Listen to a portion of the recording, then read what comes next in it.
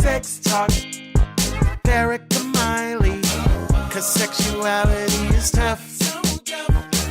And okay, sex just isn't good enough, no. Sex Talk with Erica Miley. Hello, everybody. Welcome to Sex Talk with Erica Miley. Erica Miley here.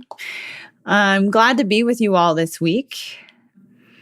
So first things first, trigger warning. This episode is all about sexual assault. And I'm calling it Sexual Assault Part 1 because I don't think this is going to be the only episode about sexual assault that I release.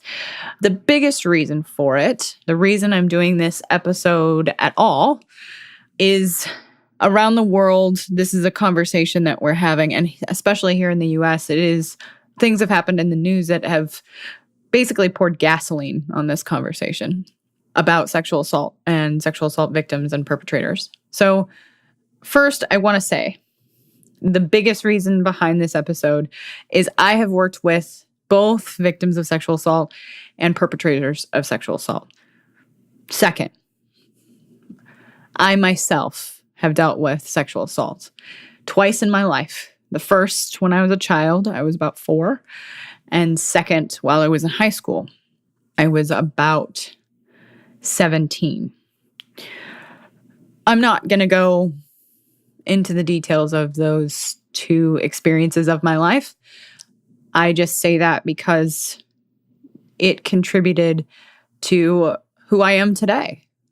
Not only has the work that I've done contributed to who I am today, the experiences of my life, of course, have contributed to who I am today. And that is the case for every single one of my clients, every single person out there listening to this podcast, that your experiences of your life contribute to who you have become today. The things that I'm seeing on social media that have been said about sexual assault, it's driven by fear. And the things that I've seen have been atrocious. I know it is not what many of the people who I've seen say these things.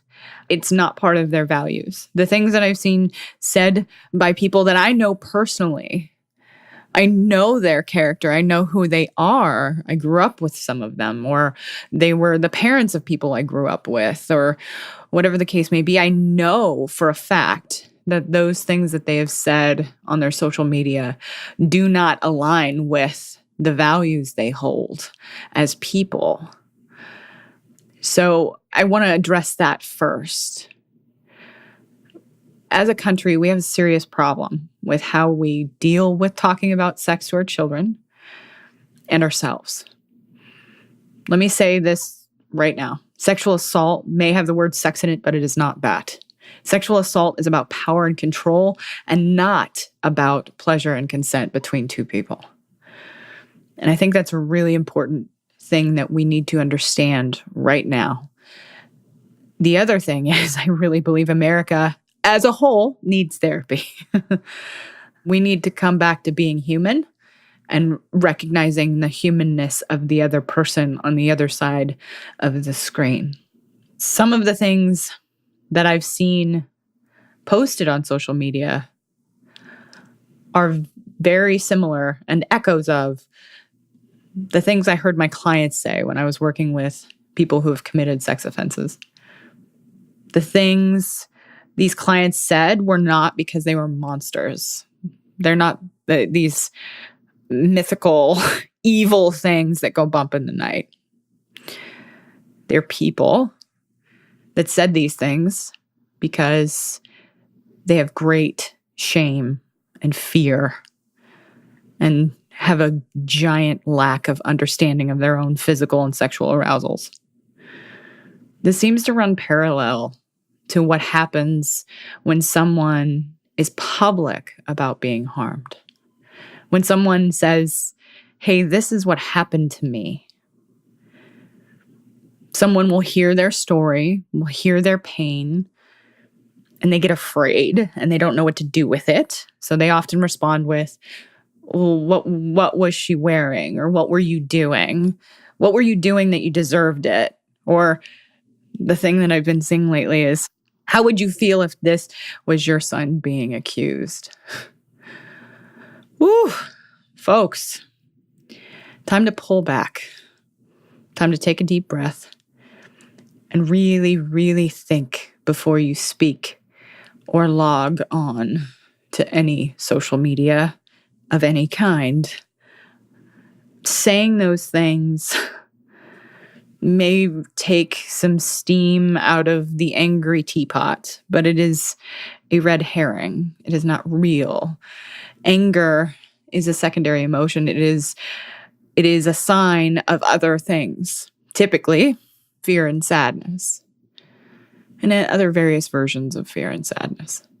So ultimately, these questions are fundamentally the wrong questions to be asking. Not asking a person who's been harmed, what were they doing? Or what were they wearing? Or letting fear drive your truck. When fear is speaking, when shame is speaking, we're not speaking from the place of our values and our deeply held beliefs. The questions that we could be asking that are far, far more helpful is, how can I help my children be protected from harm? How can I help them understand their bodies and consent? How can I help them know they can come to me or a person that is close to them if someone they know hurts them? Because here's the deal, folks. As someone who's worked with both victims and perpetrators, something we know is that sexual assault happens by people we know. So how do you create connection and not fear and disconnection?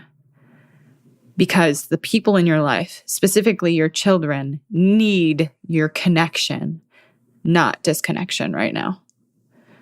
The people in your life that you love, the people that you are connected to, even if you're only connected to them by social media, at one point in your life, more than likely, you had a relationship with that person. You had an in-person relationship, and you saw that person and their humanness. And what that person needs right now is not for you to walk away and say something to disconnect you.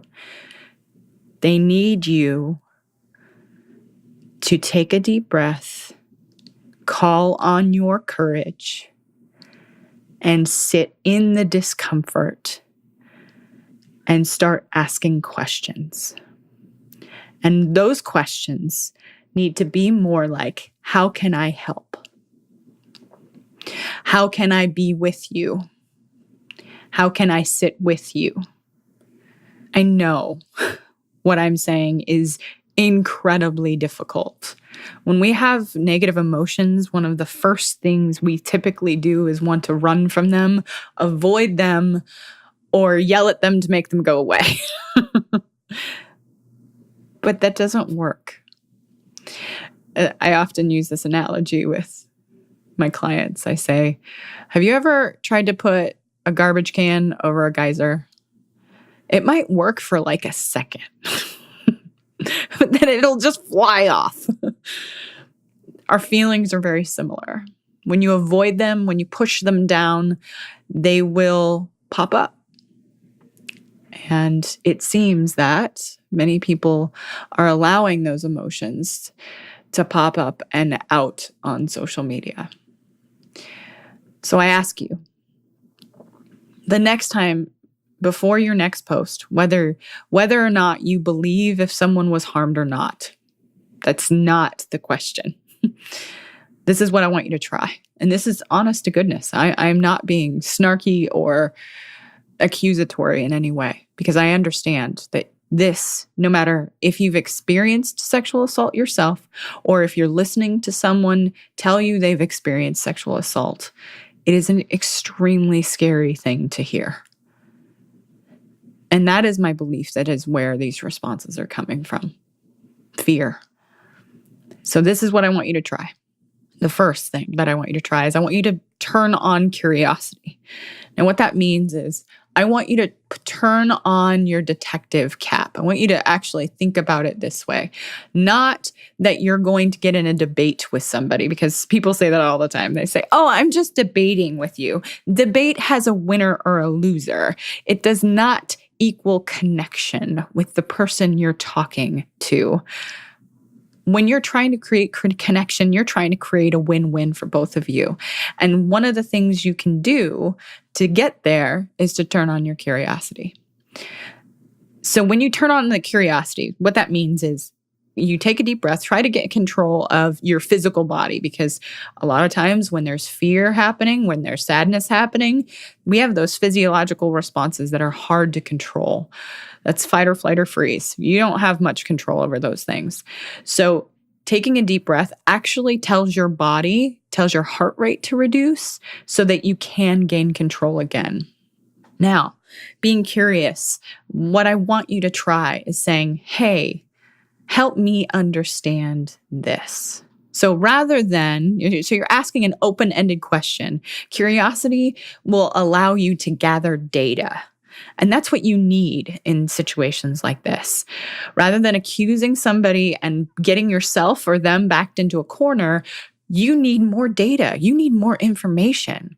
And using curiosity to do that can help you understand someone else's perspective and help you understand that maybe your perspective is not necessarily what is real. And I say this to my clients all the time. The mind is made to think. It is neither your ally nor your enemy. Your perspective isn't always correct. Second, the next thing I want you to try is rehumanization. So there is a system at play right now that includes lots of different things, and I can probably do an entire episode about this on its own. But when I talk to my students that I have taught conflict management, one of the things that causes a ton of conflict is dehumanization. And it has been something that we have dealt with throughout our history in various ways.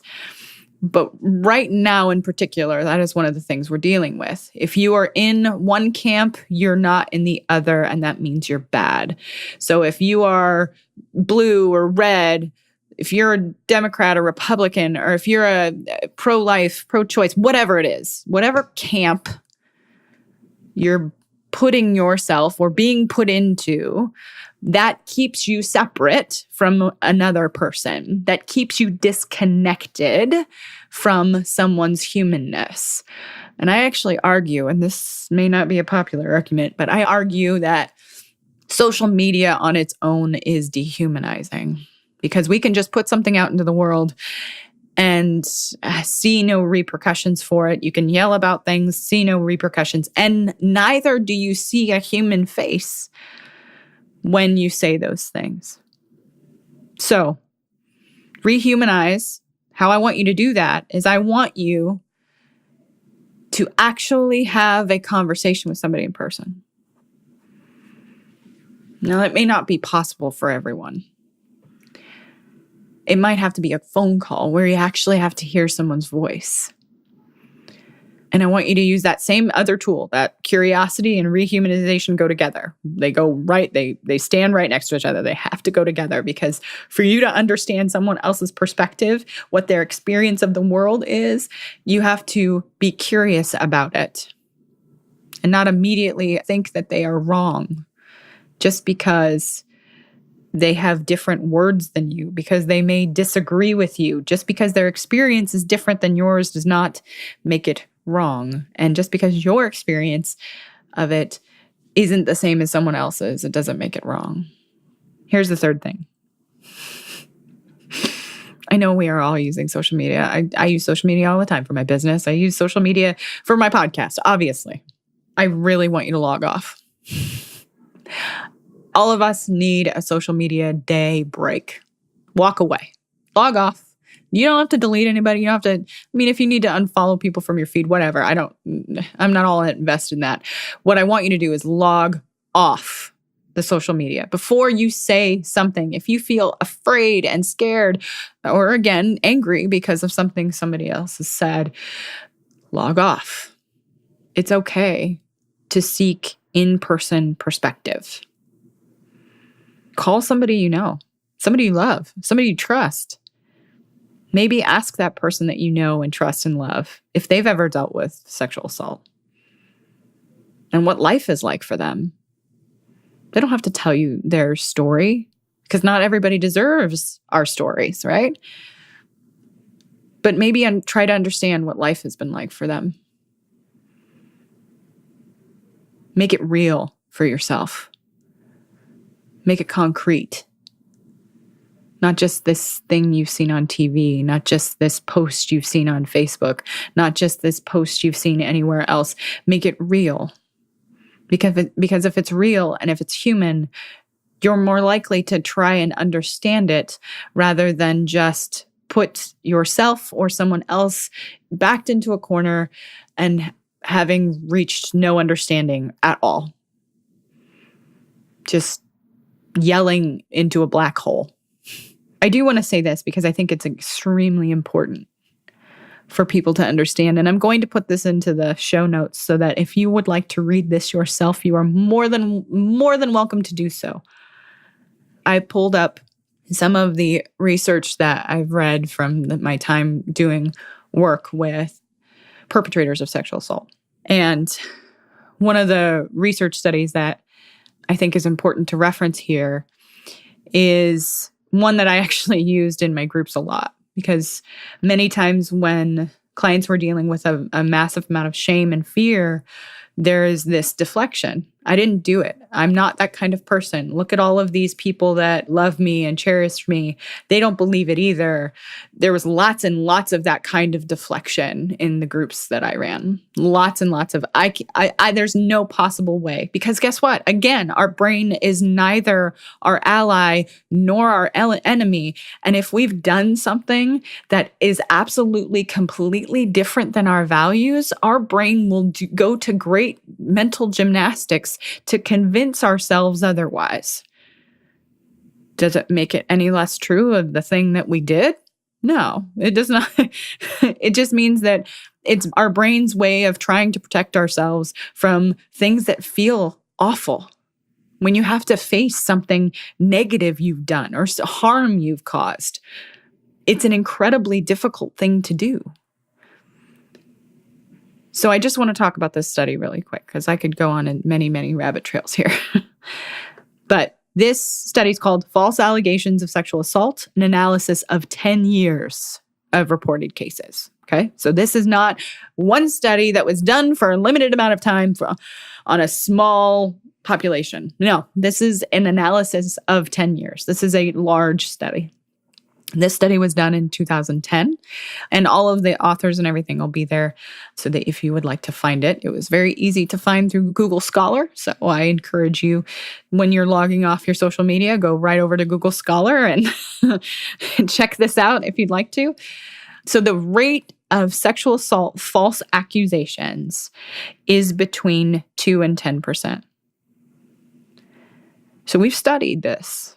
Scientists have studied this very thing.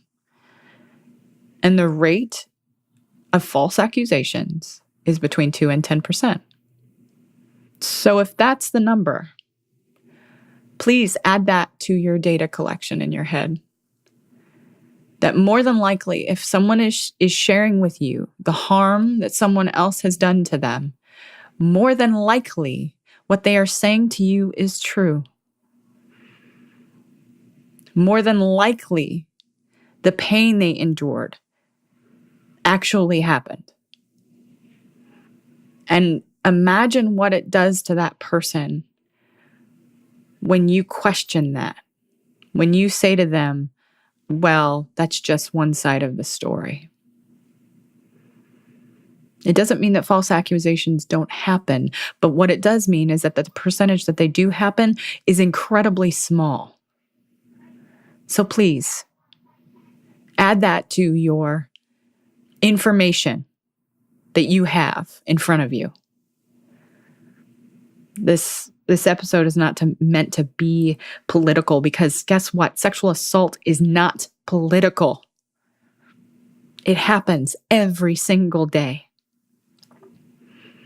to children, to women, to men, to so many people across this world. And it causes irreparable damage to us. And it takes a lot of work to get through that.